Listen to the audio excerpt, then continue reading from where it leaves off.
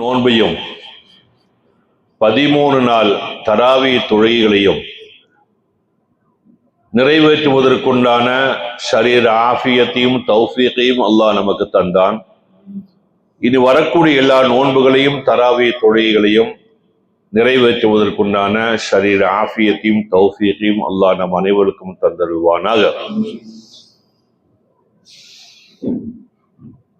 காபத்துல்லாவில் வருஷத்துக்கு 2 தடவை இந்த வெளியில மூடி இருக்கக்கூடிய கிஸ்வா துணி இருக்கா இல்லையா, அது மாத்துவாங்க. அரஃபா நாள் ஒன்று, முஹர்ரம் மாசம் ஒன்று, 2 தடவை அந்த காபத்துல்லாவுடைய துணியை மாத்துவாங்க.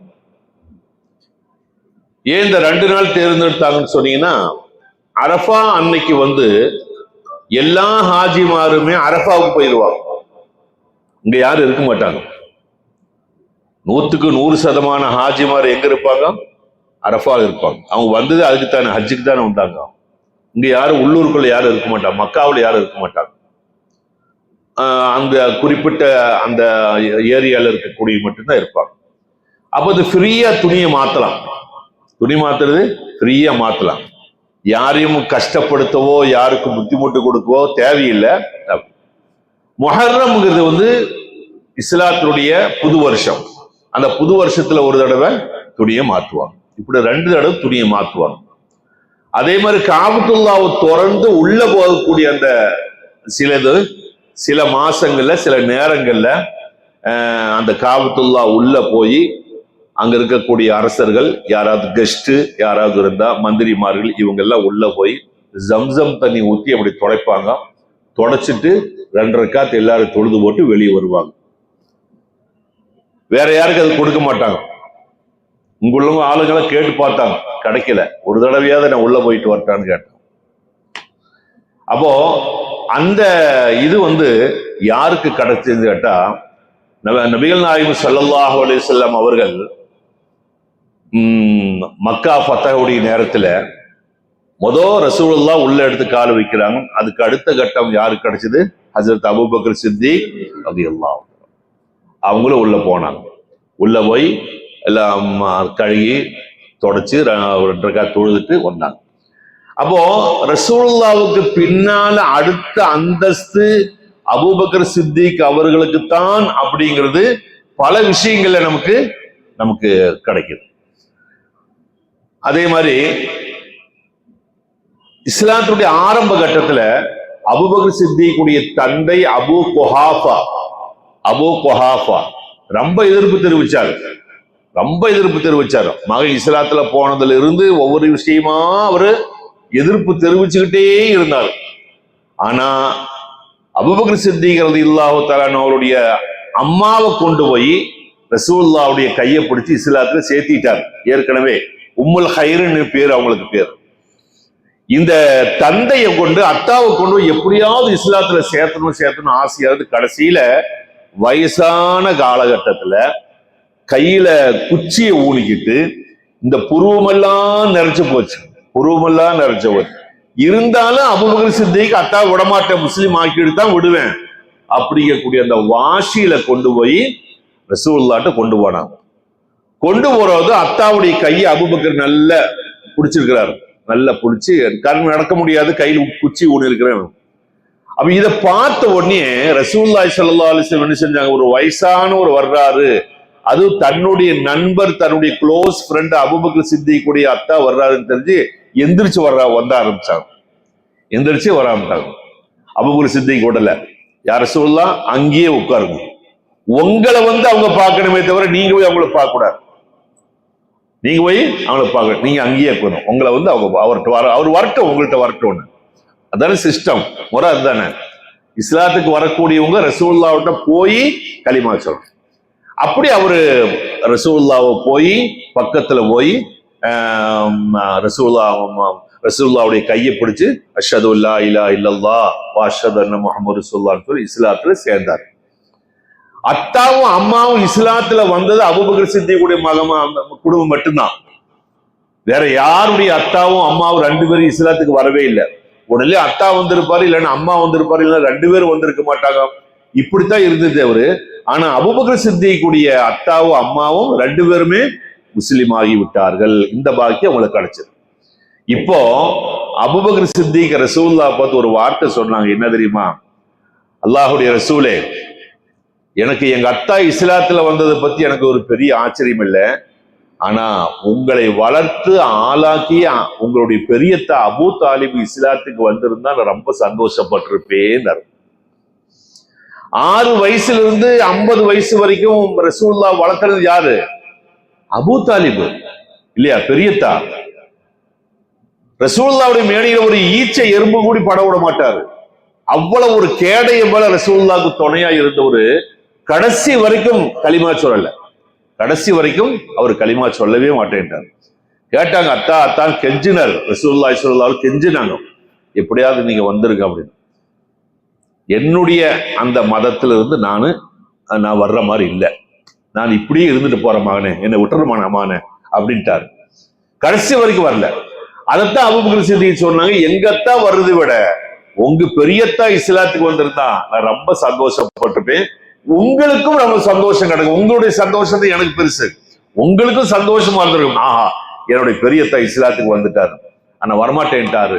கடைசி வரைக்கும் அவர் வரவே இல்லை. அதே மாதிரி அபூபக்கர் சித்திக் ரலியல்லாஹு அன்ஹு அவர்களுக்கும் உமர் ரலியல்லாஹு அன்ஹு எப்பவுமே ஒரு போட்டி இருந்தது, ஒரு மல்சரம். என்ன மல்சரம் தெரியுமா? எல்லா விஷயத்திலையும் பார்த்தா அபூபக்கர் சித்திக் தான் முன்னால் நிற்பார். எல்லா விஷயத்திலும் முன்தூக்கம் யாருக்கு? அபூபக்கர் சித்திக். அப்போ அபூபக்கரை எப்படியாவது ஜெயிக்கணும், அபூபக்கரை விட நம்ம இதாகணும்னு சொல்லிப்பட்டு உமர் ரலியல்லாஹு அன்ஹு அவர்கள் மல்லு கட்டிட்டு நின்னாங்க. ஒரு விஷயத்திலும் அபூபக்கரை தோல்பிக்க முடியல. கடைசியில் ஒரு சந்தர்ப்பம் வந்தது. என்ன சந்தர்ப்பம் தெரியுமா? தபூக் யுத்தத்திற்கு ஒரு பெரிய தூரம் நிறைய பணங்காசுகள் தேவைப்படும். அப்ப ரசூலுல்லாஹ் ஒரு பிரഖ്യാപனம் செஞ்சாங்க, பள்ளிவாசலுக்கு வந்து ஒரு பிரഖ്യാപனம் செஞ்சாங்க. அந்த காலத்துல எல்லாமே பள்ளியில தான், அதுக்கு தனி ஆபீஸ் ரூமோ இல்ல வேற ஹாலா எல்லாம் கிடையாது. எதுவா இருந்தாலும் பள்ளிவாசல் வந்து ரசூலுல்லாஹ் சொல்லுவாங்க, அதை சஹாபாக்கள் செய்வாங்க. அப்ப நம்ம ஒரு யுத்தத்துக்கு போனோம், தபூக் யுத்தத்துக்கு போனோம், நிறைய பணங்காசுகள் தேவைப்படும், வாகனங்கள் தேவைப்படும். உங்களால முடிஞ்ச வாகனங்களோ பணமோ காசோ இல்ல ஆயுதங்களோ எதுவா இருந்தாலும் கொண்டு வாங்கன்னு சொல்லி ரசூலுல்லாஹ் ஒரு பிரഖ്യാപனம் செஞ்சாங்க. செஞ்ச உடனே சஹாபாக்கள் என்ன செஞ்சாங்க? அவங்ககிட்ட உள்ளது எல்லாம் கொண்டு வர ஆரம்பிச்சாங்க. எல்லாத்தையும் அவங்களால முடிஞ்சதை எல்லாம் கொண்டு வர ஆரம்பிச்சாங்க. அப்ப இந்த தடவை உமர் அவர் ஒரு தீர்மானம் போட்டார், எப்படியாவது அபூபக்கரை நம்ம தோல்பிக்கணும், நம்ம தான் முன்னால் நினைக்கணும் அப்படின்னு சொல்லி போட்டு வீட்டுல இருக்கக்கூடிய சொத்துல பாதியை கொண்டு வந்தாங்க. யாரு? உமர் அல்ல. வீட்டுல சொத்து உதாரணமா 1 லட்சம் ரூபாய் இருக்குன்னு வைங்க, 50 லட்சம் ரூபாய், ஒரு 1 கோடி ரூபாய் இருக்குன்னு சொன்னா 50 லட்சத்துக்கு கொண்டு வரும். இந்த மாதிரி பாதி கொண்டு வந்தாங்க. அதே மாதிரி அபூபக்கர் சித்திக் கொண்டு வந்தாங்க. எல்லாம் கொண்டு வந்து முடிஞ்சதுக்கு பின்னால, என்ன உமரே என்ன கொண்டு வந்தீங்க அப்படின்னு ரசூலுல்லாஹ் கேட்கிற பழக்கம். நீ என்னப்பா கொண்டு வந்த, நீ என்ன கொண்டு வந்த அப்படின்னு கேட்கறது பழக்கம்.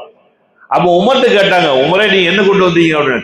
யா ரசூலுல்லாஹ், நாங்க கொண்டு வந்தது என்னுடைய சொத்துல பாதி கொண்டு வந்திருக்கிறேன், எனக்கு கொண்டு வந்திருக்கிறேன் அப்படின்னா. அடுத்தது அபூபக்கர், அபூபக்கரே நீங்க என்ன கொண்டு வந்திருக்கிறீங்க, நீங்க என்ன கொண்டு வரீங்க? அல்லாஹ் ரசூலுடைய பொருத்தத்தை வீட்டுல வச்சுட்டு பாக்கி இருக்கிறது பூரா கொண்டு வந்திருக்கிறேன். நான் அல்லாஹ் ரசூலுடைய பொருத்தம் போது எனக்கு அல்லாஹ் ரசூலுடைய பொருத்தமும் உள்ளதை பூரா கொண்டு வந்தேன். அப்போ உமர் பார்த்தார், ஆஹா இந்த மனுஷனை தோல்பிக்கவே முடியாது போல தெரியுது அப்படின்னு தோல்வி அவங்க ஒத்துக்கிட்டாங்க. இந்த மாதிரி எல்லா விஷயத்திலையும் ஹஜரத் அபூபக்கர் சித்திக் ரலியல்லாஹு அன்ஹு தோல்பிக்க யாராலும் முடியல. ஹிஜ்ரி 9, அதாவது மதீனாவுக்கு போய் 9வது வருஷம் ரசூலுல்லாஹி ஸல்லல்லாஹு அலைஹி வஸல்லம் என்ன செஞ்சாங்க? அபூபக்கர் சித்திக்க ஹஜ்ஜுக்கு அனுப்புனாங்க.